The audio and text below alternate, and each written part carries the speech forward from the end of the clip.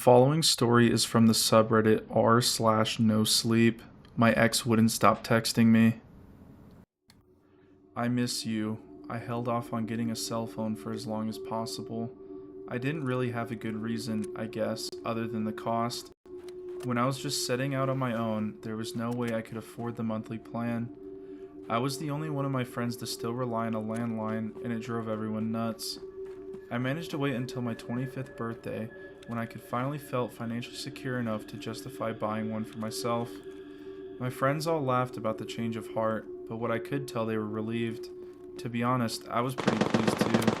As it turns out, cell phones are ridiculously convenient. Who knew? I didn't start getting the text until about a month after I bought my phone. It was the first message from an unknown number that I had received, and it simply read, "I miss you." I was confused at first. What kind of introductory text was that? It seemed a little overdramatic to me, and that was when I made the connection. About a year before, I dumped a deadbeat ex-boyfriend out of my life. Looking back, I can definitively say that he was really something of an overgrown child. He expected me to cook, clean, set up his doctor's appointments, and give him, yes, give him, half of my income each month, as he did not find it necessary to get a job. I shouldn't have stayed with him so long. Damn those devilish good looks. But once I came to my senses, I kicked him to the curb, as all his other girlfriends/victims had done before. My guess was that he'd stalked my Facebook or prodded my friends for my new number. After all, this wasn't the first time he tried to reach out to me, and I figured it wouldn't be the last. In the end, I choose not to answer. For one, I knew he would just try to manipulate me if I gave him the chance, as per usual. For two, it would give me petty satisfaction to let him feel ignored and unheard. Now, as a rule, I try not to be petty, but sometimes such a perfect opportunity is just too seductive. The next few months seemed to corroborate my interference. His attacks weren't constant, but were always vague pleas that seemed to indicate that he needed a new host to leech off of and couldn't find one. It was unsurprising that he tried to reach out to me first, as I'd been the most loyal and long-lasting of all his girlfriends, and the most naive. I was the perfect target. The messages were always in the same vein, and quickly became tiresome. I miss you. I wish I could see you. I thought I saw you in a crowd today, but it turned out to just be a dream. Pathetic. One night, about 8 months since I'd had my phone, I slipped up. I have to admit, I'd been drinking. It had started as one beer to help me unwind after work and quickly snowballed into a one-woman party. I was thoroughly smashed when I received a much longer text than usual. I miss you so much. I know you don't read these, but today of all days, I need to know how much I love you. I'd do anything to see you one more time. Today of all days, I wondered. I tried to wade through the mushy haze of my brain. The first thought I had, I seized. Today must have been our anniversary. Sure, why not? It would be the perfect opportunity for a little manipulation. He was a prick, but he was smart. And then I had an idea. He wants to play games? Okay, let's play. But I'm gonna change the rules. I swear my thoughts slurred. I began to type and my autocorrect struggled to clarify through my drunkenness. If you want to come see me, then why don't you do it? And then, just for good measure, I let him know that I knew he'd been investigating me. You know where to find me. I sent it, and with that, I changed fate. When I woke up the next morning, I had 13 missed calls. I tried to remember, through the throbbing of my skull, just what bullshit I'd done the night before. I groaned when my texting history answered my question. Well, at least I hadn't answered the phone, I thought. I silently prayed that he wouldn't message or call again, but I feared that I'd merely succeeded in egging him on. To my great relief, he stopped messaging me. For a week or so, my phone was blissfully free from his assaults. I was secretly satisfied, congratulating my drunken self on her ingenuity. The next week, I received a knock on my door. I opened it to only reveal a man of the badge, his solemn face and blue uniform standing stark in the morning sunlight.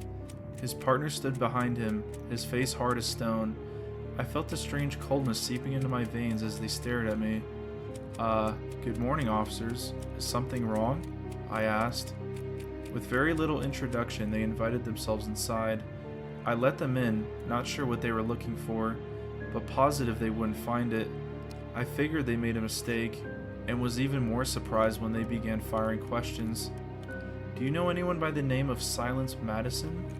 I was stumped, completely puzzled. "I can't say that I do.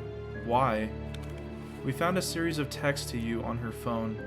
We only got one reply from you." The younger officer pulled out a printout of the text that I'd been receiving, along with my one drunken reply. Reality started to dawn on me as the older officer asked, "Did you receive these messages?" "Yeah," I answered. I added quickly, "But they were coming from an unknown number. I thought they were from my ex-boyfriend." "And that's why you sent that reply?" I was sweating nervously. "Well, yeah, I thought it would make him stop." I couldn't stop running my mouth. I was a little drunk, so maybe it wasn't the best decision. The younger officer stepped outside as the older one sighed. "There seems to have been a rather unfortunate accident." "What do you mean?" He took a deep breath and opened his mouth. Silence had had a very rough first year of college. Classes were hard, she didn't quite fit in, her life was a mess of stress and papers, and just when she thought it couldn't get any worse, her best friend since childhood, Raquel Wagner, died in a car wreck. The death was instant, but Silence's pain was not. She withdrawn into herself as the semester went on. Her family and friends mourned Raquel's loss, of course, but they continued their lives as people won't do. Silence, on the other hand, could not bring herself to leave her friend in the past. She tried to deal with it, she really did. She looked for outlets, she tried to put on a happy face when she went to class, but she sank slowly into a darkness that felt inescapable. And when that darkness was truly thick, suffocating, insufferable, she texted Raquel's old number, a useless gesture, but sometimes it would bring her comfort. And on the anniversary of Raquel's death, when she was at her lowest, she finally got a response. "If you want to come see me, then why don't you do it? You know where to find me." She tried calling but didn't even reach voicemail because I had never set it up. So she'd done the only logical thing she could do. She reached for the box cutter she'd swiped from work and opened her veins to the possibility of infinity. I made such a terrible mistake that night, a mistake that ended the life of someone desperately struggling just above the surface. Her father forgave me, but no matter how many times I apologized, her mother had nothing but hatred for me. I understood that. To her, I had been the final push to kill her daughter. The police told me over and over that Silence herself had ended her own life. I was not to blame. But inside me, the seeds of guilt spread far across my heart, growing like weeds that I just couldn't uproot. It was a long, hard year. I managed to get back on my feet and continue on with my life. Although Silence's death hung over me like a shadow, no matter what I did, I just couldn't forget her, no matter how far away the incident seemed. Yesterday was her anniversary. I tried my best to get through the day, pretending I'd never heard that name, never heard that story. It was going well until about 10 minutes that night when I received a text. A text from a number I'd been trying desperately to forget for the entirety of the last year. "Thank you. About 5 years ago, I lived downtown in a major city in the US. I've always been the night person, so I would often find myself bored after my roommate, who was decidedly not a night person, went to sleep. To pass the time, I used to go for long walks and spend the time thinking.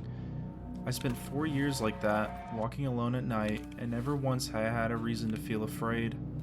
I always used to joke with my roommate that even the drug dealers in the city were polite. But all of that changed in just a few minutes of one evening. It was a Wednesday, somewhere between 1 and 2 in the morning, and I was walking near a police-patrolled park quite a ways from my apartment. It was a quiet night, even for a weeknight, with very little traffic and almost no one on foot. The park, as it was most nights, was completely empty. I turned down a short side street in order to loop back to my apartment when I first noticed him. At the far end of the street, on my side, was a silhouette of a man dancing. It was a strange dance, similar to waltz, but he finished each box with an odd forward stride. I guess you could say he was dance walking, headed straight for me. Deciding he was probably drunk, I stepped as close as I could to the road to give him the majority of the sidewalk to pass by me. The closer he got, the more I realized how gracefully he was moving. He was a very tall and lanky guy wearing an old suit. He danced closer still until I could make out his face. His eyes were open wide and wild, head tilted back slightly, looking off at the sky. His mouth was formed in a painfully wide cartoon of a smile. Between the eyes and the smile, I decided to cross the street before he danced any closer. I took my eyes off him to cross the empty street. As I reached the other side, I glanced back, and then stopped dead in my tracks. He had stopped dancing and was standing with one foot in the street, perfectly parallel to me. He was facing me, but still looking skyward, smile still wide on his lips. I was completely and utterly unnerved by this. I started walking again, but kept my eyes on the man. He didn't move. Once I had put about half a block between us, I turned away from him for a moment to watch the sidewalk in front of me. The street and sidewalk ahead of me were completely empty. Still unnerved, I looked back to where he had been standing to find him gone. For the briefest of moments, I felt relieved, until I noticed him. He had crossed the street and was now slightly crouched down. I couldn't tell for sure due to the distance in the shadows, but I was certain he was facing me. I had looked away from him for no more than 10 seconds, so it was clear that he had moved fast. I was so shocked that I stood there for some time, staring at him, and then he started moving toward me again.